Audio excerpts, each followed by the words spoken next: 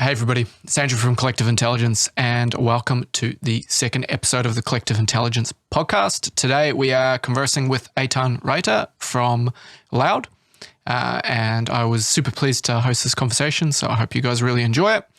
The jingle today is made by a member on the Discord. His name is Alexandre Pinto and his artist name is, I think I'm going to butcher this, I'm sorry, I don't think I can pronounce it properly. It's Lucen Darton. Yeah. Butchered. So he's from Italy and he sent in his little jingle. So I'm going to play that and then we're going to get into the podcast. So I hope you enjoy and I'll see you again very soon.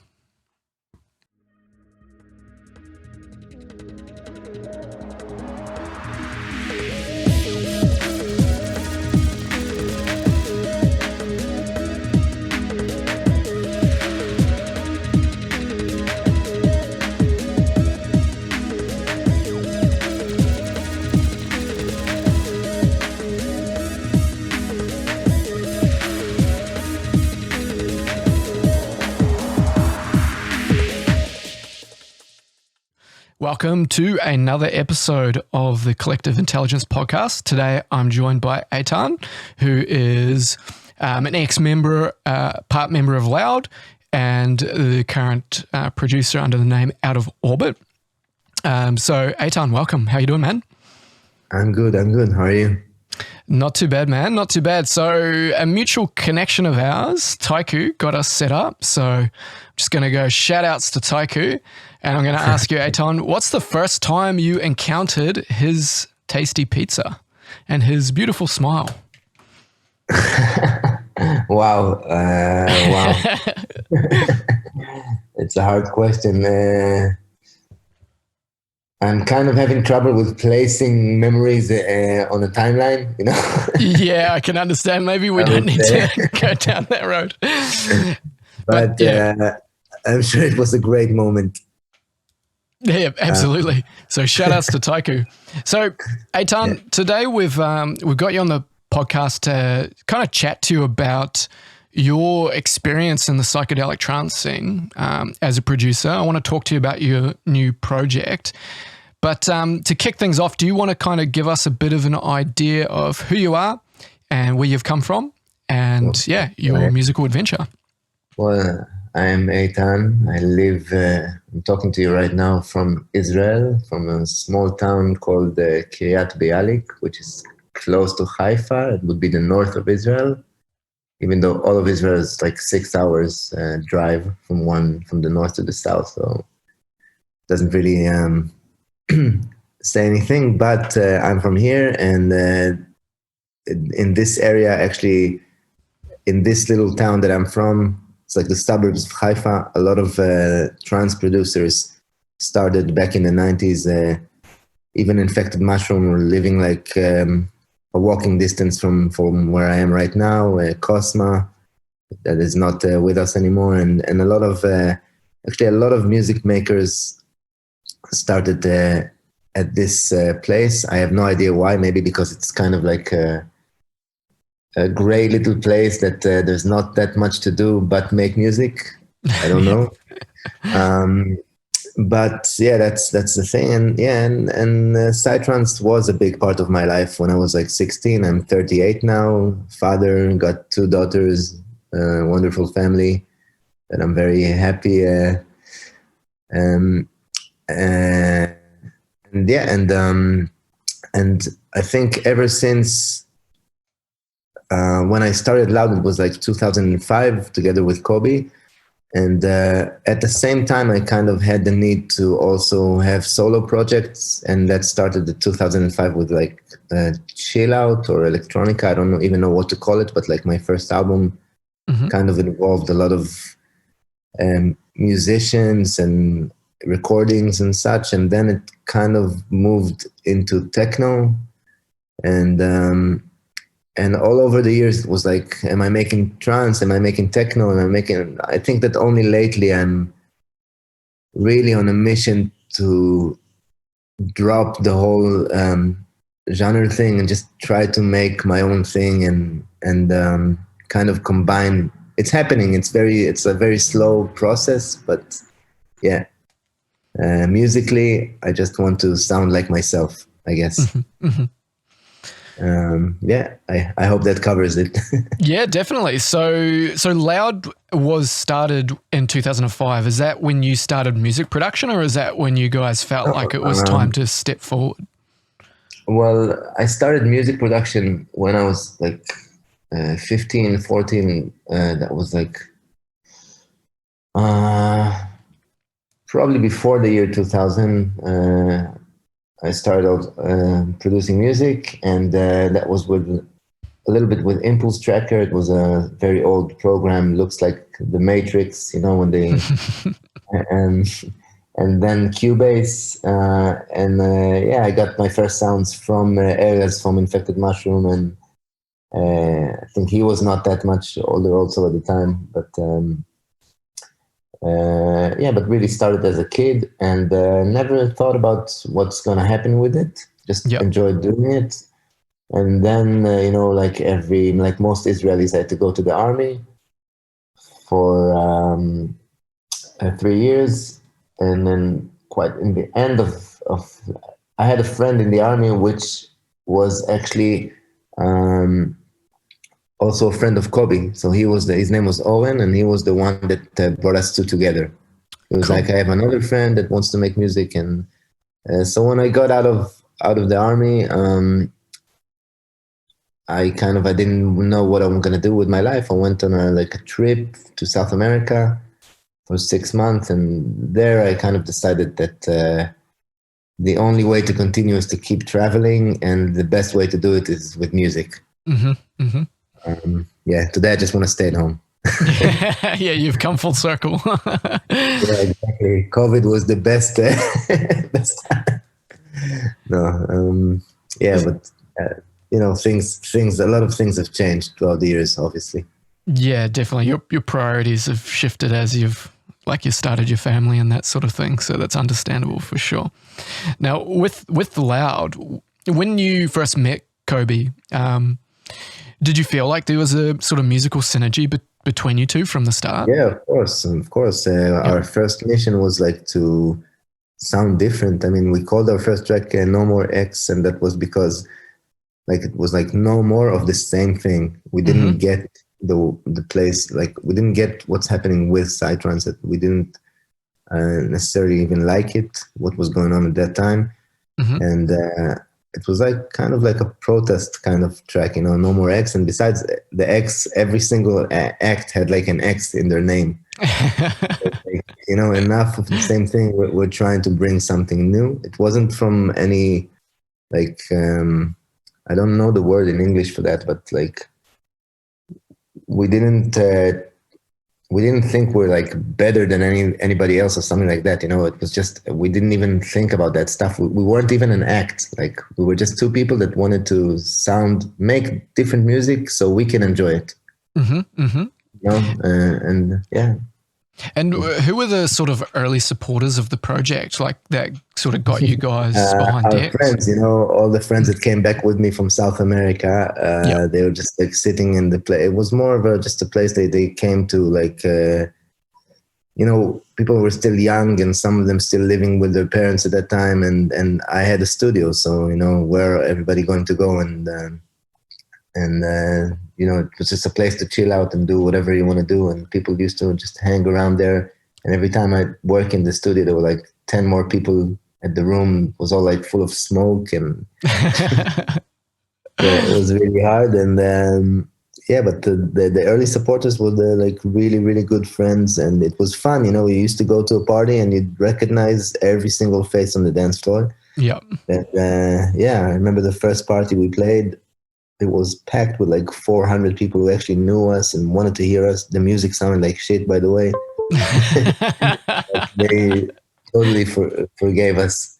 We had no idea what we were doing, but yeah, that was the early supporters. And I still believe that not just early, this is the crowd that I would never want to lose, because if somebody doesn't know you, you're gonna send them a track, they're gonna be wow. Of course it's gonna be wow, because you're making music for 20 years. But like if I can surprise my wife, for example, that means that I've actually like expressed something that, that's new in Yep. terms of feeling, or just not just production skills. And That, so I always try to surprise the really close circle, and talk to the really close circle of family, friends. And for me, being a good musician is being able uh, to communicate with that circle. yeah, Um, that's beautiful, man. I always find that a great test for me as well is to kind of play things to my partner, and I can just read instantly whether she's into it or not, and that's a very good indication. yeah, because she's not gonna she's not gonna lie if it's not good. She's gonna be like, Yeah. "Oh, what do you want from me?" I've had a busy day.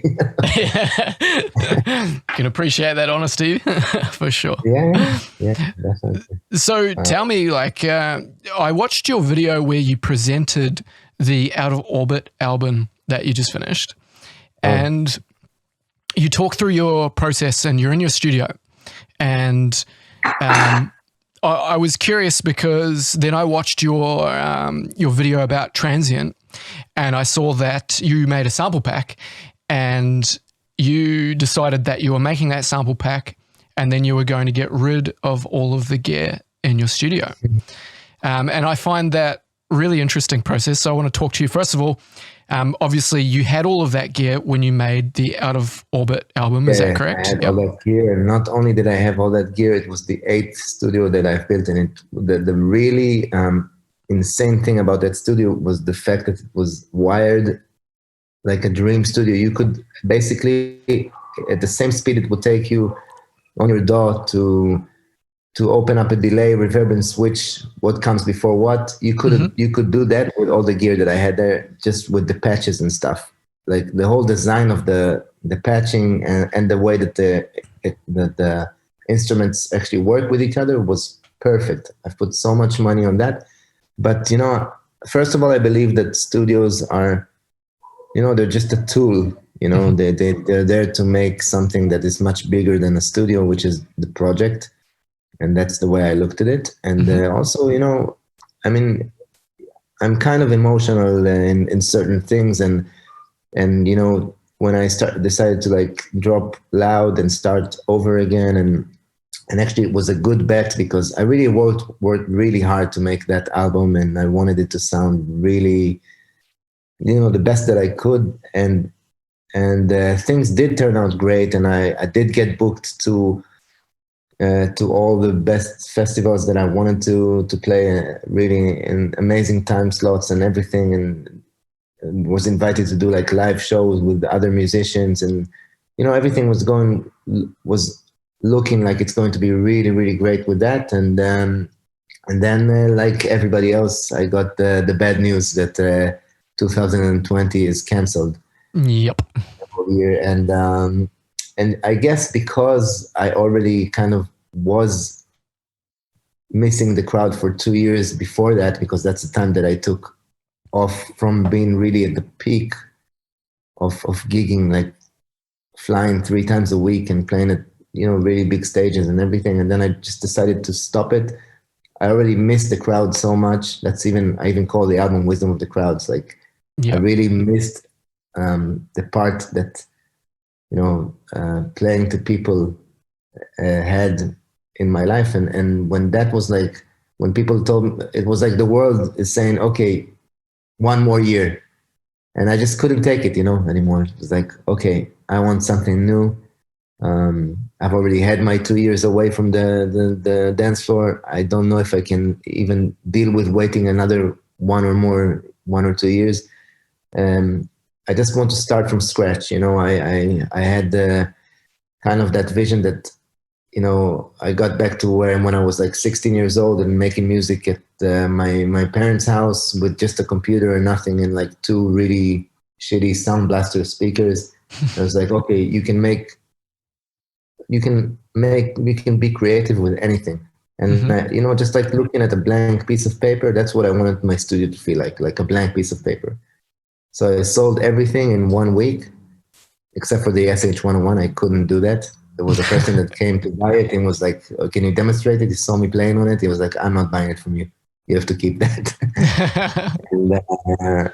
and, uh,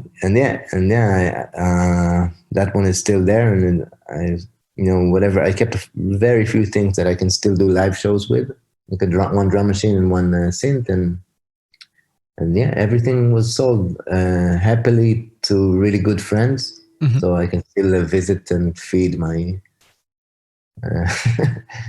Can still visit the pets. Yeah. And did you sell like your studio monitors and that sort of thing as well? No. That I will never. I mean, listening to music is something that I didn't even know if I want to continue making music. I just knew that listening to music is something that was always super important for me, and the best environment is the best way you can do it. And then with Transient, it was like, okay, I'm selling my gear. Actually, I had like a big kind of like some personal issues that I wanted to like have some time alone. So I went and I stayed like I was just focused on that for a week or two, just made sounds and record, because I knew I was going to sell everything. And I was like, wow, I have like so many sounds here. I have to make a sample pack. Let's see what it's going to turn out like. And all I wanted was for Ben. Ben is the guy that is my partner in Transient, but he is also the guy that made all the videos that you see of my shows or Loud shows, or basically half of the DJs. Maybe he's been like touring worldwide and just filming.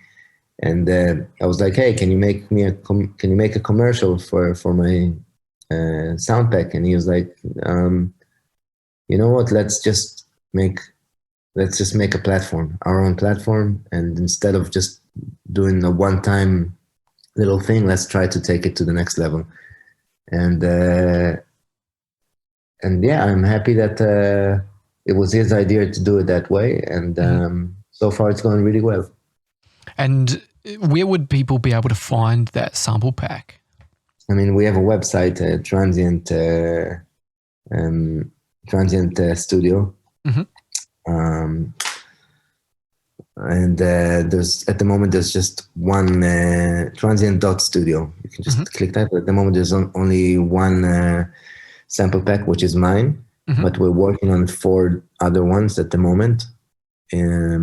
So they're all going to be ready pretty soon. Fantastic. The idea is, it's just to bring out, we want to bring really quality products with the whole look and feel, the way we see it.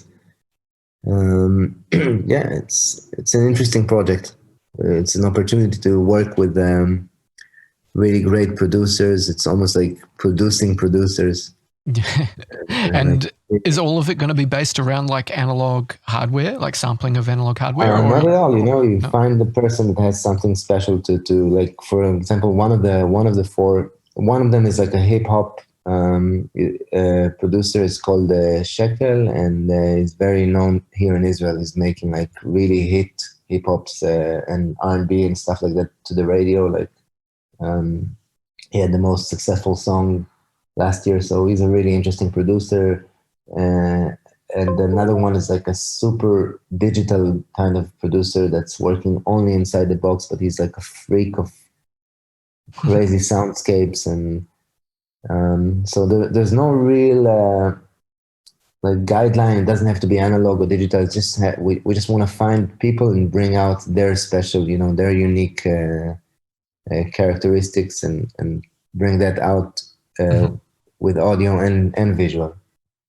Have you always produced using hardware, or have you often been in the box? It's always been like 50-50. There's so many great things in both worlds.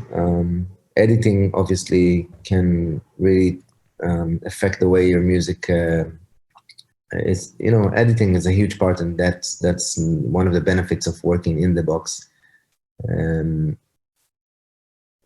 Wow, I can't say. I have some really great tracks. I mean, some really tracks that I really like that had absolutely no computer in the process, but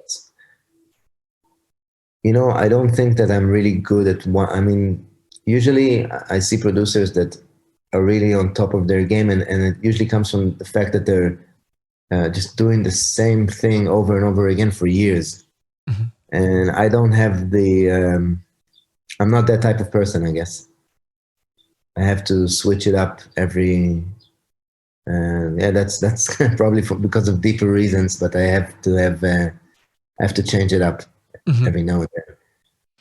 And I am really, I should be thankful because I do have a lot of friends that, like, almost like a community of producers that we really help each other out. So where I, lack the skill, I always can find people to help me with what's missing, and the other way around. Is there any Um, sort of areas of music production or sort of musicality that you would say you have strengths or weaknesses in? Would you be able to point out what you felt like you were really good at versus what you felt a little weaker in? wow. Yeah, I was actually thinking about it yesterday. Sometimes I just feel like I have like almost no talent at all, because I'm not really a musician and I'm not really like an engineer. I'm not really any of these things. Sure. I think like I have a feel for like there's a certain vibe that I'm looking for, and it's maybe it is kind of intense and powerful. I really look for those moments when the music surrounds you and you can't even think about anything, just like being in the moment, and sounds are thrown at you at the most perfect, aggressive yet gentle possible way. Mm-hmm. uh, and I really know when that moment happens for me, Mm-hmm. and I know how to do everything in order to reach that moment. So I'm also pretty aware when it comes to what is not good enough. Mm-hmm. So when things are not good enough, I just try to solve it. And if I see that I don't have the skills to solve it, maybe my upside is to know who will have the skills to solve it and to work with that specific person. Mm-hmm. Um, but I really have a high standard for the music. Like it can't be. It's a good and bad thing, by the way. Like I wouldn't recommend it if you're Mm-hmm. trying to make a business model out of it. You should maybe just release tracks and see what happens. And some of my most successful tracks ever were tracks that I never really liked. Mm-hmm. That's But very interesting. yeah, but in the end of the day, like you have to ask yourself, like successful as what? Like what are you trying to be successful? Okay, so you're standing on stage, you're playing in front of 50,000 people, but you're not playing yourself. Mm.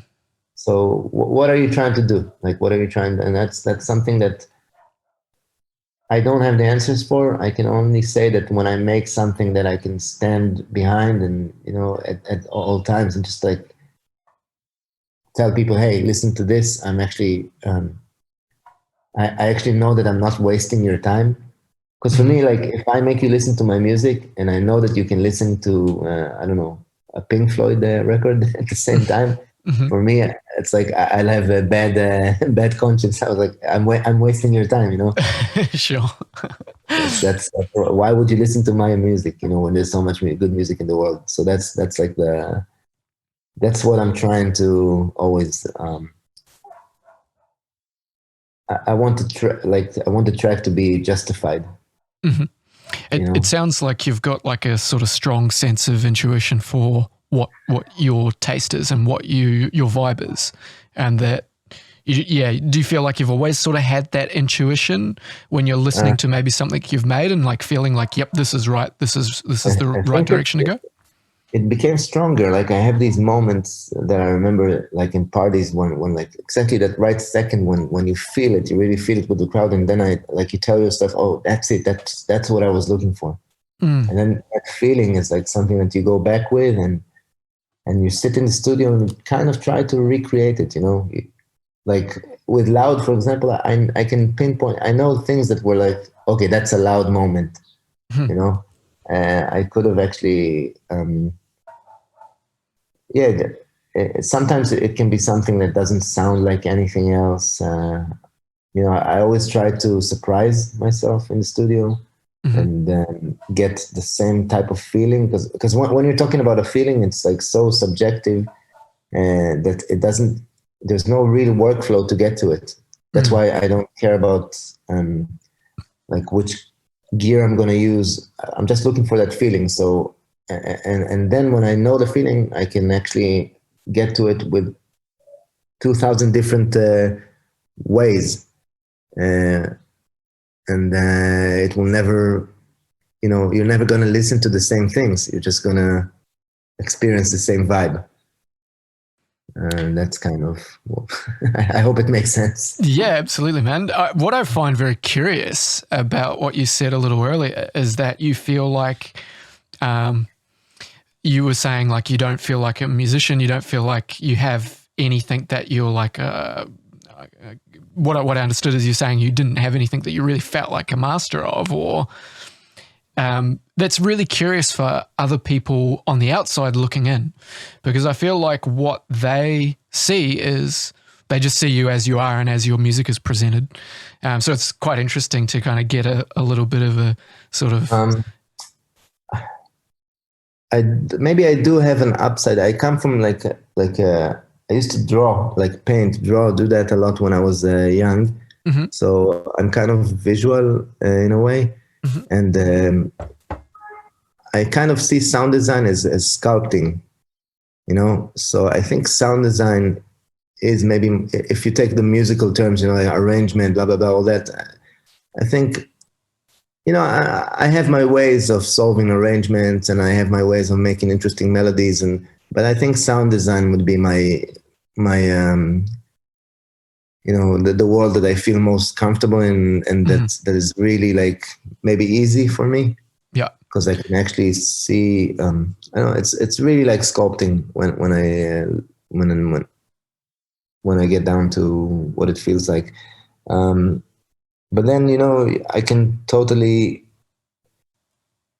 Um, Like I worked one day on a track. I was sharing a studio with Ido Ophir, Domestic, which is one of the best producers I've ever known. Mhm. He, he's doing mastering for almost everyone, and really learned so much from the guy. And one day he's like coming into the studio. He's like, "Eitan, what are you doing?" I'm like, "I just finished a track. Listen to it." It's like you realize that you've been working the whole day on the subwoofer without turning on the speakers. Oh. And then I was like, "Oh wow!" And we open it, and yeah, and it actually sounds like a really cool track. Yeah, I know it sounds like a really. It's it's not a dance track. So it just it was an abstract kind of song with Yeah. a lot of soundscapes. So it could have been possible to create that vibe, but still, I just didn't notice that I was working the whole day without the speakers. that's So that's funny.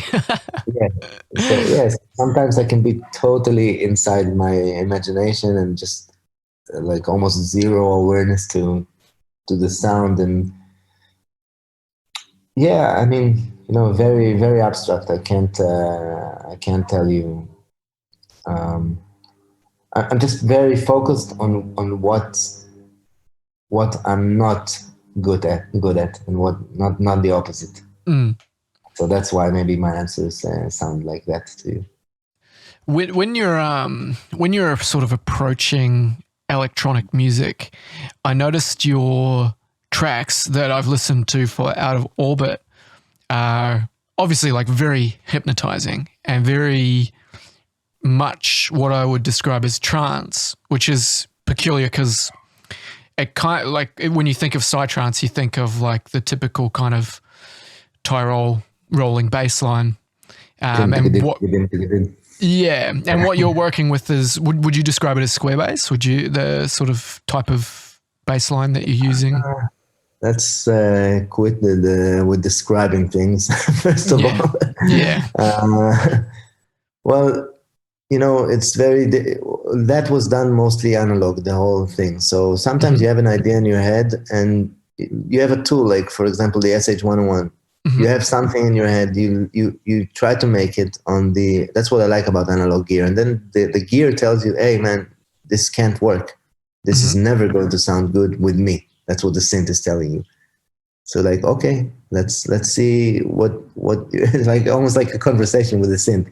Let's see what you are good at. Let's see what you can provide. Let's see, for example, just like two notes one after another. If they're too short for the sh, it's going to be like, for just not going to sound that nice, and then you can modify it a bit, and then you just come up with, you have to keep an open mind. Like, do something that's actually, you have to know what's good and what's not.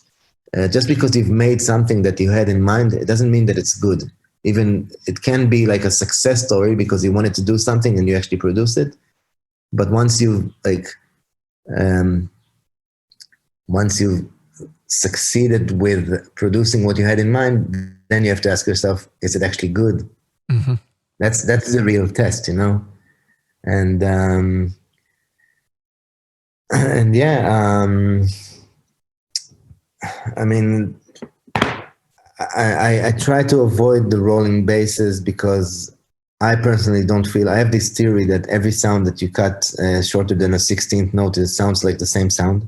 It's like not enough time to actually experience the sound, especially not in low frequencies. I like very long sounds that actually have enough time to generate bass. Yep. I want to feel that, you know. For me, like, I'm always trying to look for like a reference to what is actually hip hop or stuff like that. Like, I don't want to sound smaller than what I feel that bass should be like, and that does it personally for me more than fast bass lines. And besides, you know, it's just become this kind of like standard. And imagine like all the songs in the radio would have been like the same. Like every rock song you put on and would have the same bass line. You know, is this what defines the genre? Like the rolling bass. So I don't know. Both, all these reasons plus the fact that I was never really connected to it. It feels a bit like a layer of something noisy that is just blocking all the options of the track. Well, I just found it. Maybe I'm too harsh. No, not at all. But I just found it very curious that like you would typically say that that's trance, but what I'm suggesting is that what I'm hearing from a lot of people that are kind of going against that conventional style, but would fall still within the idea of like psychedelic trance. It happens to be more sort of hypnotizing and trance-like than the kind of general genreification, which is, yeah, it's very curious. I mean, yeah, you know, I'm kind of old, you know, so I grew up on listening to X-Dream, Hallucinogen, whatever, like Static, stuff like that, and you know, it was and probably many more, and at the side also listened to a lot of other types of music, a lot of techno, a lot of house, a lot of hip hop, a lot of like. So, you know, it's just like a blend of all these things. And I didn't really even acquire a taste when I was young. I knew that there were some things I liked and some things that I didn't like, but there weren't that many things that sounded like, I still play, like, for example, Cosma. Something about the balance in his music was, I can still play a few tracks by him that have that rolling bass. Or Asterix, for example, like a lot of old Asterix tracks that I can play here and there, but you can tell the issue is not about that bass line. It's not the main thing that's driving the track. There's more to it, and there's a lot of character. So I'm not saying it's impossible.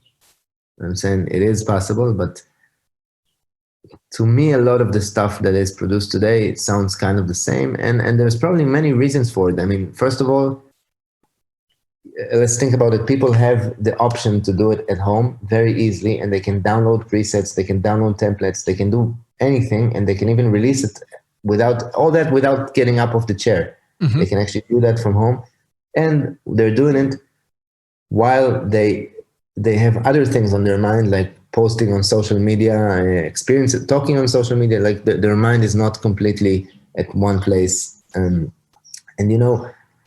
When I made this Out of Orbit album, I wanted the exact opposite.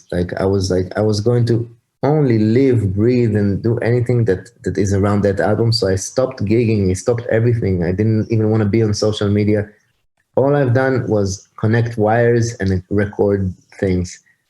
And I think, just setting up that environment and that workflow and deciding that decision is something that's going to, it's not just me, it's the whole decision and the environment that allowed me to create something that is different, Mm-hmm. So maybe just, people used to take it, I don't even know if more seriously, but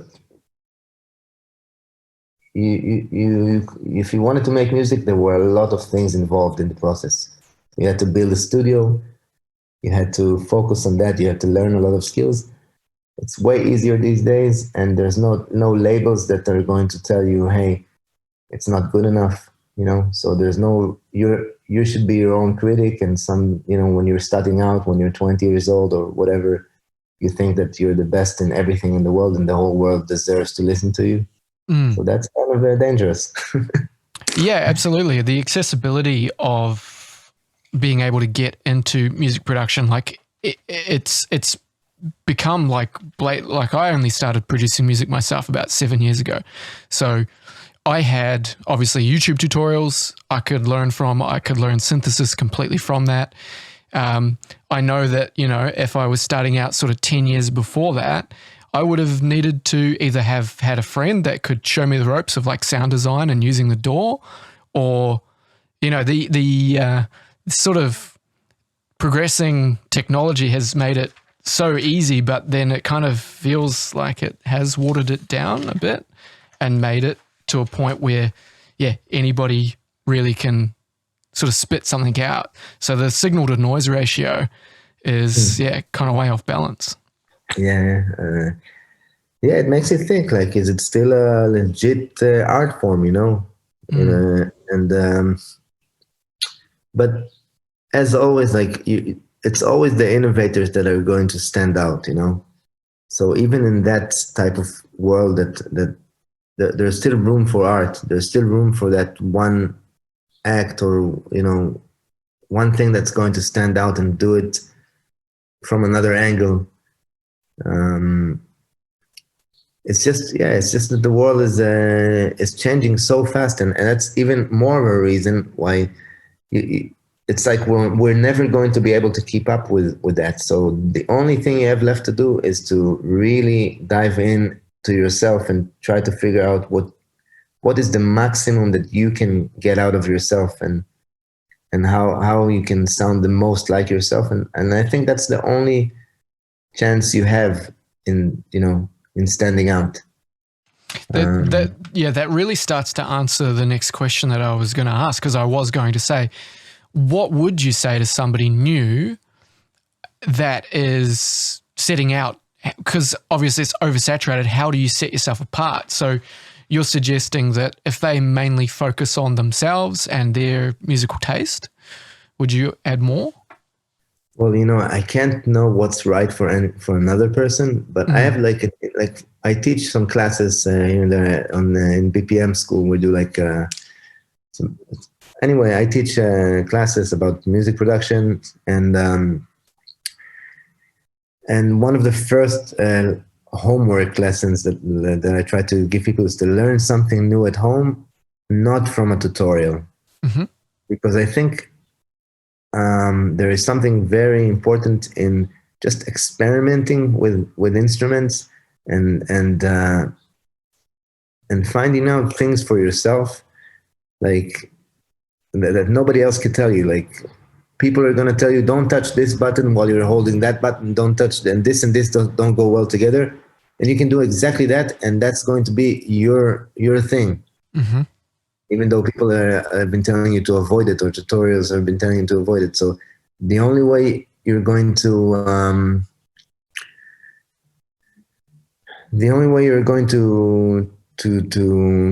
get something done is if you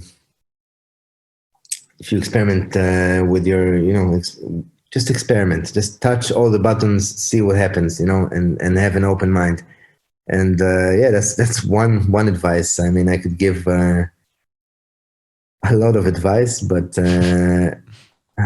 maybe don't try to be like something that already exists. Mm-hmm. Try to take inspiration for that. It's always fun, but unless you have a reason behind writing music, like always think about the reason, and always think about the feeling that you're trying to get. Like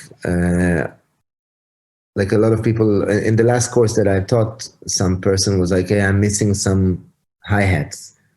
And actually the whole part of the track with the high frequencies was over. There was like too much going on there. There's no room for even one hi-hat. Mm-hmm. So I was like, why are you missing a hi-hat? What are you actually missing? Are you missing tension? Are you missing, try to think about what you're looking for in terms of feeling, and not in terms of I'm looking for A, B, C, I'm looking for a hi-hat, just in terms of a feeling, and then it's going to be much easier because you're going to have more solutions to the same problem.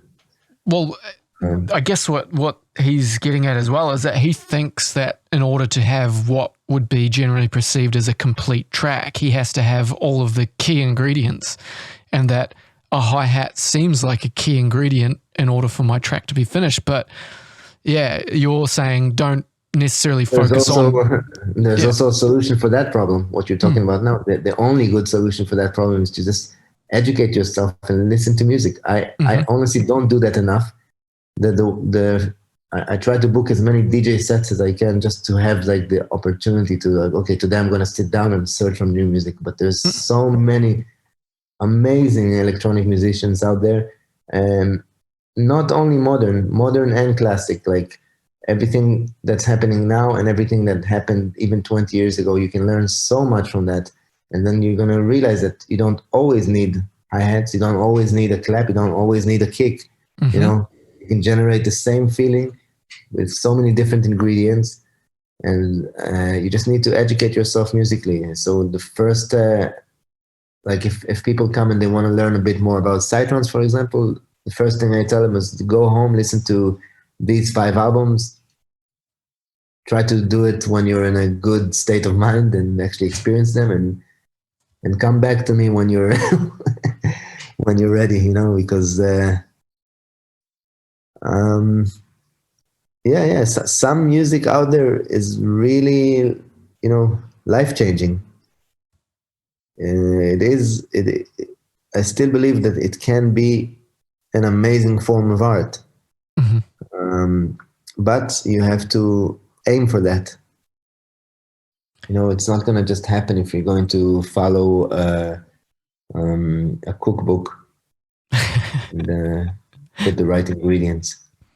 Would you say that it's been quite, let me phrase this properly. So in the world of the modern producer, especially somebody who's in the box, they've got so many plugins, so many VST synths that they could pick from, that they're overwhelmed and they're always sort of looking for the next thing that's going to make them sound professional, and it's going to be the answer to their problems, rather than maybe just sort of looking inwards. Another problem. Yeah. Would you say that having hardware and having the limitations of hardware can be advantageous, or? Well, you can, first of all, of course, having hardware can teach you a lot, but you can have the limitations also inside your computer. Like whenever somebody comes into the studio and tell me, hey, there's a new plugin, like, hey, we don't talk like that here. Get out. That's I mean, just to learn. For example, I've been using Silent One, and I'm really I think that I'm really good at it, and I still learn new things. Like after 10 years, still learn new things. That's the same goes for my SH 101. I still learn new things because there's always a combination that you never thought about. There's always more to do, and it would be just like telling a pianist to, hey, you know what? We also have a flute here, and but hey, just sit down for a second and try to figure out what these tools do. And you can get to even more special places if you kind of use the same building blocks same reverb, same, same EQs, and create your own chains. And what's the point of and being average on a million things when you can be really good at three things?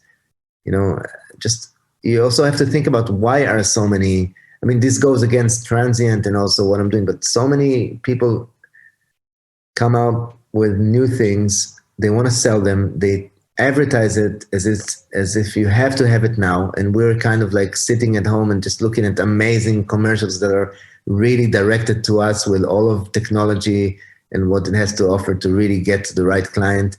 And we have no choice but to buy it and try it out because we're more passive than active when we're on the phone, or some people don't even have internet at their studio. Just not be blocked, and some people are even more extreme for that. Like when I was working with Sebastian Muller for Minilog, I went to the studio. I was like going to tell him a joke. He stopped the music. He stopped everything. He went. I was like, "What's going on?" He made coffee. We went outside to the porch. And he was like, "Do you want to talk about something now?" I was like, "What?" So I thought you want to talk about something. So no. So let's go back and make music. Like in his studio, you can't even talk about something if you're making music, not let alone like looking at the internet. That's hardcore. Yeah, it's hard. I mean, I don't know if, but I can understand where it's coming from, and I was looking at an interview with Bibi Netanyahu, as like president of Israel. Mm-hmm. Don't agree with almost anything that he does, but I was shocked to see that the person who runs the country at the moment actually doesn't have a laptop or a phone. I don't know if it's true or not. Maybe he just told that to them, but basically that's how he presents himself. He has no laptop. Wow. He has no phone. So what are you doing? I don't know. I'm still trying to find that out, but I have a feeling that all these outside signals that are like attacking us all day is not really healthy if you want to make decisions. Yeah. And they kind of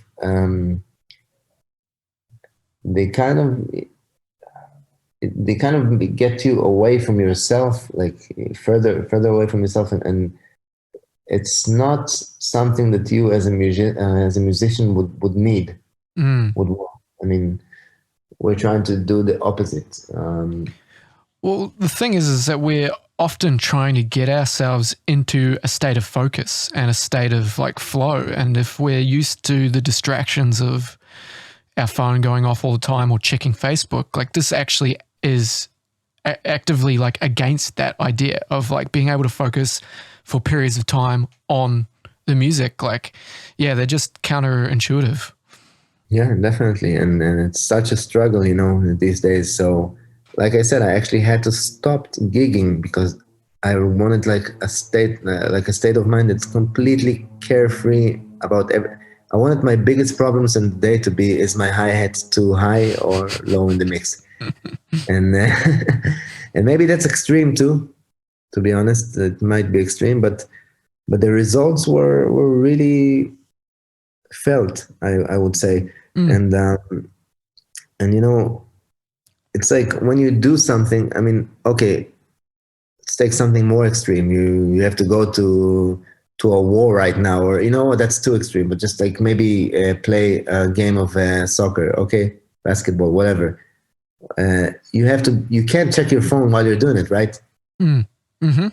So why would you be able to do it when you're making music? Why would you be able to do it when you're making decisions about your musical career? Why, I think there is a kind of like a high level of, and I think I've always had that in different methods, but a high level of commitment and wow, I lost the word. Like,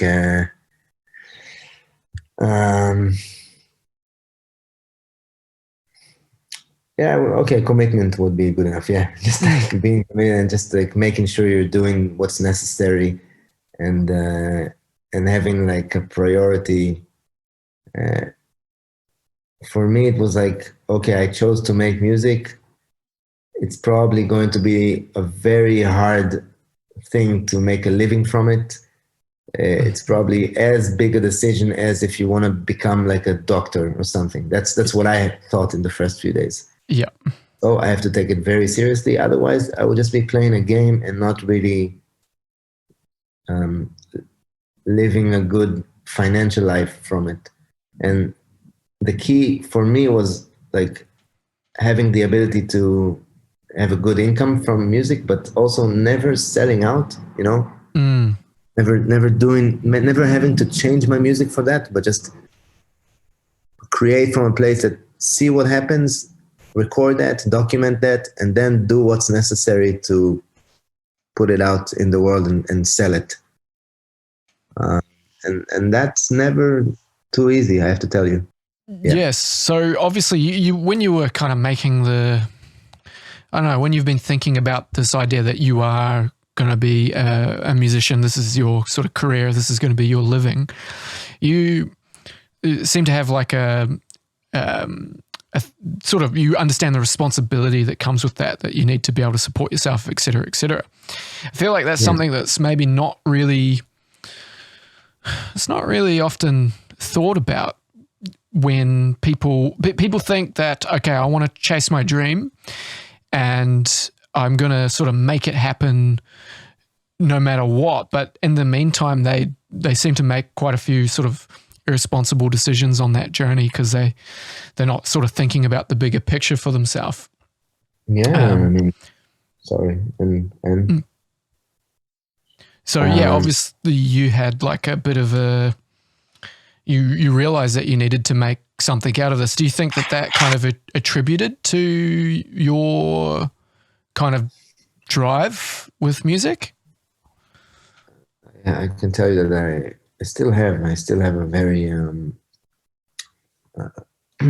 still have all that drive for just to do big things and to inspire and to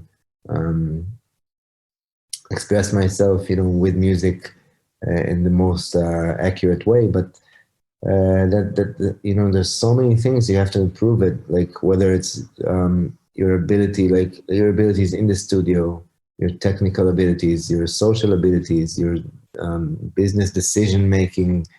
There's like so much, and people start and actually keep their old jobs. They work 9 to 5, and then they come home and they think they're gonna have what it takes to just they think it's gonna happen from sitting there 2 or 3 hours next to the computer, and things are gonna happen. And people never talk about the hard sides of it, but I never actually agreed to work on anything else. I made my dream come true on the first day. I was like, okay, I'm a musician. Now nobody needs to know that I'm a poor musician and that makes $5 a month, but I'm still living the dream. It's none of your business how much I make, but I'm a musician.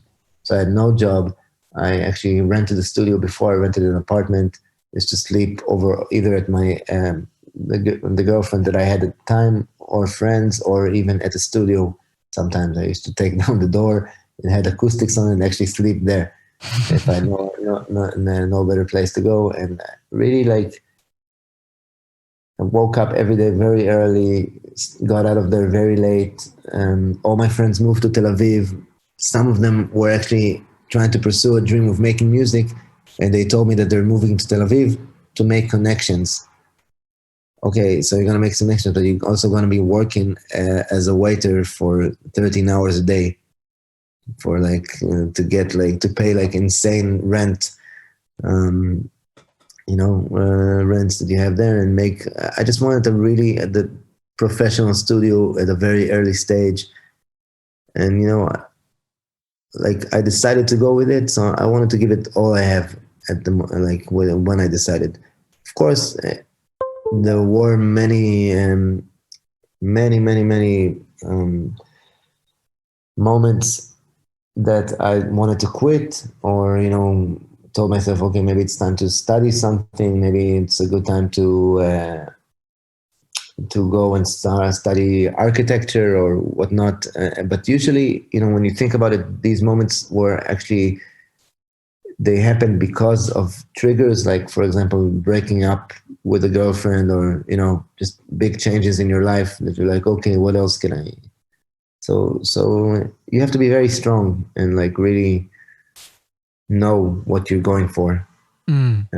and have kind of a vision for the big plan. I think, to be honest, that being a musician in terms of lifestyle is way more. It requires a lot more creativity than making the music itself. That's what I feel sometimes. Mm-hmm. Sometimes I don't even know if I have enough creativity for that. It's like, especially at times like the last year, which was not optimal for musicians. Mm. Yeah, I mean, I feel like, especially when you're a electronic dance music producer, it's kind of hard to stay focused and stay optimistic when there's no dance floor. Well, it definitely is, but then you have to be that type of person that sees everything as an opportunity. Yeah, yeah. And less feedback from the crowd means you have to be more aware of what you actually like. Maybe it's an opportunity to dive deeper. You can learn so much from having your music uh, played out to people, and you can learn so much from diving deep into yourself and realizing what your taste is. So everything is an opportunity. I guess you have to stop thinking about. I mean, people were used, especially people like DJs in the higher leagues. I mean, they were flying every day with business class or first class and making really good amounts of money, and they deserved it. Everybody deserved it because people worked hard on getting where they were. Mm-hmm. And and then when this came, it was almost like the bigger the DJs were, the harder they could actually cope with it. Mm-hmm. And but I'm really thankful even for the last year, because not just transient, but I've been trying so many new things and learning so many new things, and just like I'm less afraid as a person now. I know that I can adjust to even the worst times. Mm-hmm. So in a way, it makes you stronger on the inside. If you choose to to make the best out of it. Have you got some plans in mind for, what you're going to do moving forward now that you've sold all of the gear that you've been using? Well, first of all, I want to get new gear. Yep. I'm always going to be some sort of studio, Mm-hmm. But at the moment, when I saw it, I just didn't want to look at it anymore. I've had enough. I wanted to not see anything, just a computer screen. And actually, when that happened, that was pretty interesting. I was like, okay, I have nothing here, a computer screen. What can I do? I started remaking songs.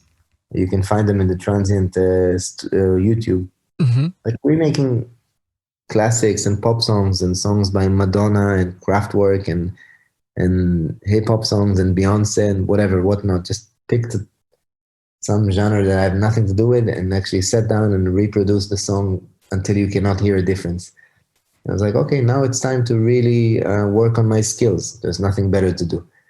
And that was a pretty interesting journey. Now it became kind of a job because I'm trying to make tutorials from them, and so it's kind of less fun at the moment. It's more, but yeah, yeah, I watched your video on how to remake "This Is America." yeah. So yeah, that's a pretty simple one. There's nothing too much going on in that one, but even that, you can like focus on EQing and making the drum sound exactly as close as possible. So it's always interesting, but now that the world is kind of back, I can honestly say that there's nothing that I enjoy more than maybe because it's new now, but I really enjoyed playing to the crowd, and even at Corona times when it was less legal, all these events were amazing. Like whenever I had the chance to actually play to people, and now that I have have more chances to do that. It just feels right, just Mm. feels like, I mean, you can do, there's always so many things you can do, but I don't Is know, there, something about, sorry, is there what?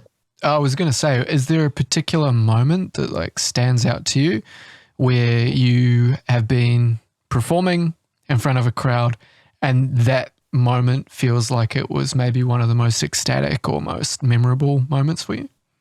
There are a few moments like that. Yeah, I can remember some from Boom, from Ozoa, from even last Purim in Israel. So many moments like that. But I really enjoy when it's all going well, of course, and when there's kind of a sync between what you're feeling and what the crowd is feeling. I don't think that I've ever felt that much present, alive slash everything like in the moment when it's really going well and you're like in the zone.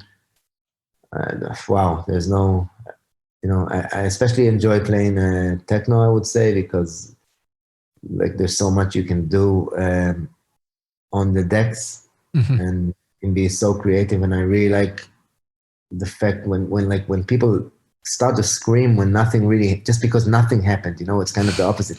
It wasn't like a drop. You just can't take it anymore. They've been dancing to the same thing for so long that they have nothing left to do but scream and let it out. And these are the moments that I'm like, wow, we're all here in this together and we're dancing to the same kind of monotonic but not really monotonic thing that's going on. And this, like, it's easier to me to get into that real trance state of mind these days with techno music. Mm-hmm. Mm-hmm. But I'm not talking about the mainstream, Yeah. yeah. So, yeah, you feel like that has more sort of hypnotic or trance like properties? I'm waiting for the day when, like Eitan Reiter and Out of Orbit and all that would, it's almost there, but would probably like go, could blend in one set, and it's Mm-hmm. not going to really matter anymore because I feel that all worlds have something to give. I mean, with trance, the beautiful thing is the storytelling, Mm-hmm. which can be very beautiful, but I feel that like um, it's not always mature enough. Um, so there's something good to take from any genre, and yeah, I'm just looking for that right blend, I guess. What's a Um, what's a sort of situation where shit's gone wrong when you've been performing? When's the biggest kind of huh? even last week, I played at this place when, I just had an amazing gig before that, and so many people came from that gig to listen to me again in a Mm-hmm. different place. And just people are so hyped. When people are like super hyped, it's gonna go wrong. It's like they're too happy. They're almost too happy, and then I look at the place and like the speakers are really not loud enough. There's just one monitor and it's facing the crowd because they need it, so I can't listen to what I'm doing. Mm. And people are screaming, but they don't even know why they're screaming. They're screaming because of last week's set. They're trying to, but you can basically talk. So yeah, and even last week there was another gig when I had to play. One CDJ was working, the other one could only play 1 BPM, Oh. so you can play with the time, and you just have to figure out what to do. Uh, yeah, there are moments when things are not perfect, and when that happens, it's like life. It's very hard, but sometimes you just have to tell yourself, hey, snap out of it.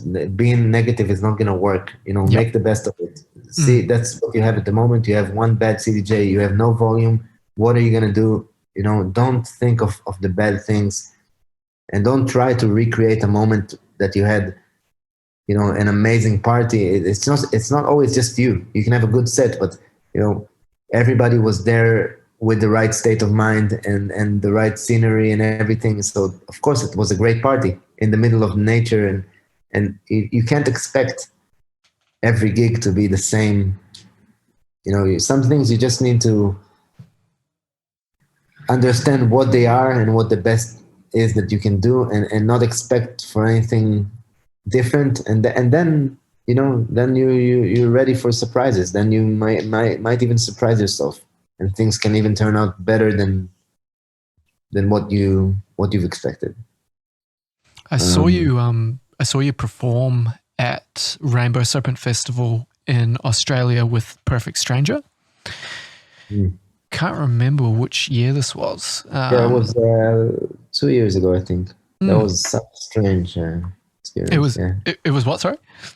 Such a strange. I mean, that was like after stopping with Loud. That was like and focusing on the album. I was like that was like my only big gig for that year. Mm-hmm. And when you were sort of performing, it seemed like maybe you had some hardware that you were using. Is that correct, or were you using CDJs? Yeah, I was using my. I was actually booked there to play on the market stage of full Eitan Reiter live. So I had my whole live rig there. So that's what I usually was. I told them usually I can't go on stage. They wanted me to play like I haven't played for a year. I have to go on the last night on the market stage.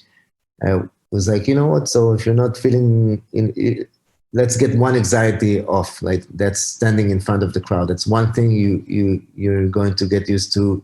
Let's do the show together. He was like, just come with me on stage, and just take that that worry off yourself. Yeah, because that wasn't planned, right? Like that was it wasn't planned.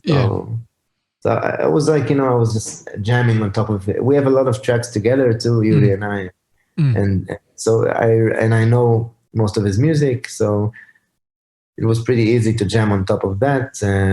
Plus, that I'm very connected to what he does, and so it was a great opportunity, and it was fun after all. And the whole tour that I just came from China. Before that, I was 1 week in China where I played only with that live rig for the first time. I just finished building it, so I did like a tour in China, and then the hotel that it was on top of some bar. And every day they'd let me use, until the opening hours, they let me use their PA and practice there. So it was like a camp for practicing. And all that for the Rainbow. And then, I look at the whole market stage, which was kind of like a dream of mine to play there always at the last night and everything. And I got this huge slot. And I know that as a DJ, I could, make history now. I have the right tracks to send everybody to outer space. And still... No, you have to make live music with your gear, just improvise for 2 hours in front of a festival that wants, just wants their peak time music. And I completely got I was like full of fear from that moment. I didn't even know what to do. I was like sitting by myself. It was the first time I've had to actually do that live show for such a big audience, and it was actually making music on the spot, just a drum machine, 2 synthesizers, and I just sat down and actually practiced it in my mind, before the gig itself. I can't say that it went that well. I mean, I was super proud of myself for pulling it off, but you need at least 10 more years of experience. That's what I felt. How did the crowd? Were they receptive to it, or they were, but it's still, when you compare it to a DJ set, it's very easy. Like in a DJ set, if you see the crowd that's like not at maximum their maximum state right now, it's very easy. You just pick the track that that is going to get them there and blend it in very nicely, and within 5 minutes you're there. You get the whole atmosphere exactly where it should be. And when you're playing live, it's so much harder. Even when you're playing a DJ set, it's harder, because the trick is to do it, but without losing yourself. You have to be a slave to the crowd in a way, but you also can't be only that, because it's going to be very noticed that you're switching. And, it's like you have to look for that blend when you're 100% yourself and they're 100% themselves. And that's when the magic happens, when everybody's enjoying it, including you.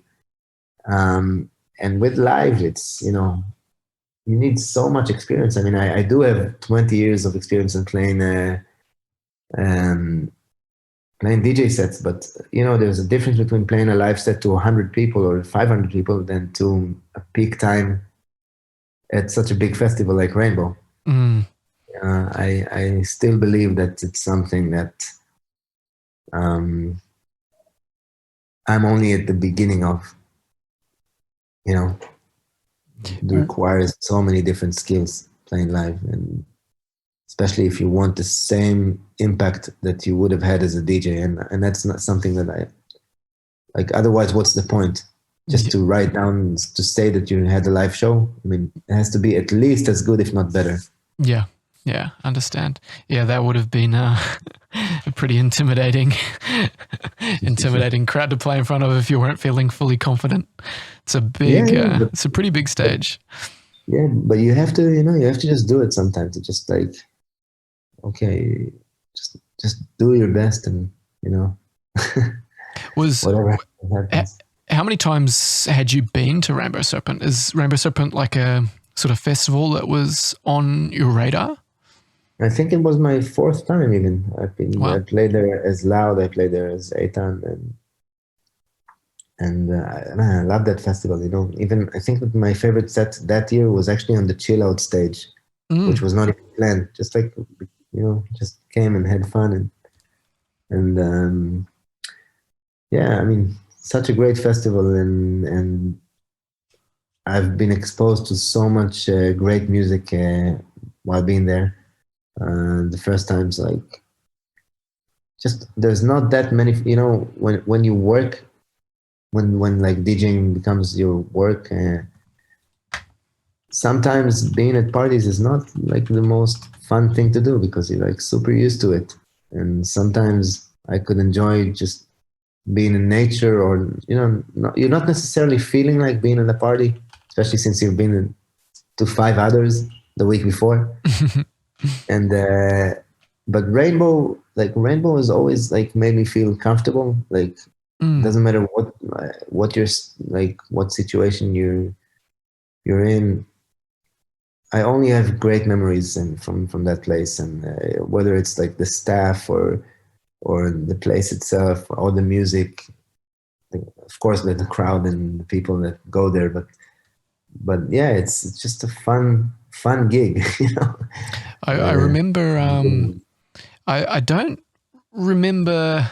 Unfortunately, my memory of Rainbow Serpent is not always as clear as it should be. But I remember hearing 5 Billion Stars performed on the main stage, and I presume it was you guys when you were performing as Loud. I don't remember what year it would have been or whatever. I think it was during the day. I'm pretty sure it was during the day. Yeah, during the day, like 5 years ago, maybe. Yeah, that, because obviously it's an Australian themed sort of song. That was unbelievable. I was curious when you mentioned that you played in China. Tell me more about that. I didn't know that I didn't know that was a thing. Well, whenever I've been asked to play in like crazy places such as China, Morocco, or New Zealand, for example, places that I never thought. I don't care about.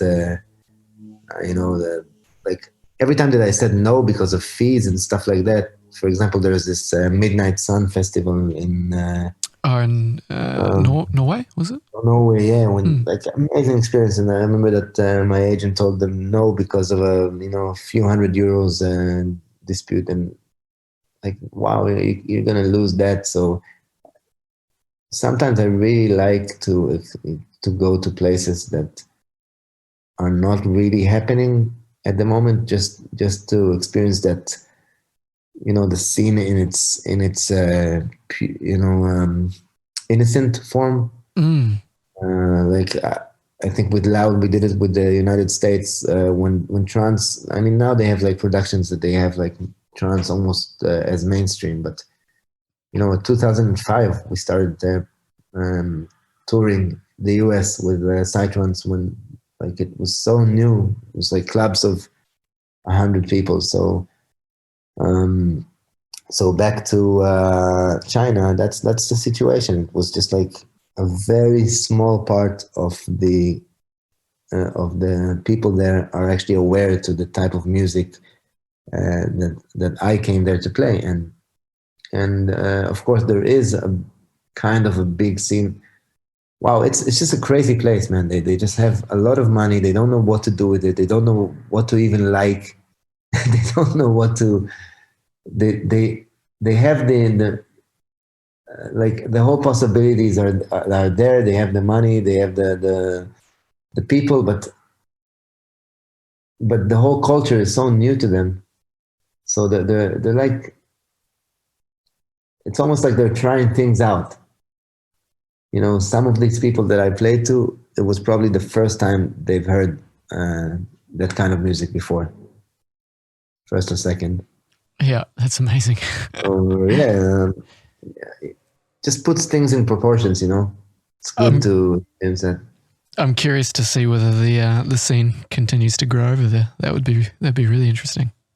Yeah, no, I have a feeling that they will be the first in everything. Yeah, you might When be I was right. there, I was thinking about, I was just looking at the buildings and everything. And I was like, okay, in a few years from now, when you say East, that's going to mean, you know, new and innovative, and West is going to be the slower part of the world. Yeah. It almost feels like that. Yeah. I've never been there, but the impression that I get just through sort of looking at documentaries and watching sort of progress there, it seems, I guess, due to the fluidity of their government system, they're able to kind of put plans in place without so much roadblocks, so to speak. Yeah, it's wow. It's more than I wish I knew. I wish I knew what was actually going on there. Yeah, true. It is. Crazy. It's still a mystery for sure. Tell me though, man. Tell me your experience in New Zealand. What did you do? Where'd you play? Where'd you go? New Zealand was wow. That was funny. It was right after Rainbow Serpent. I was you know, when you come to Rainbow, you're like, okay, I'm gonna be in Australia. Can I do more gigs? They usually tell you no, you can't, because they want a kind of exclusivity. But New Zealand, you know, that was possible to do. So there was this festival called Illuminate.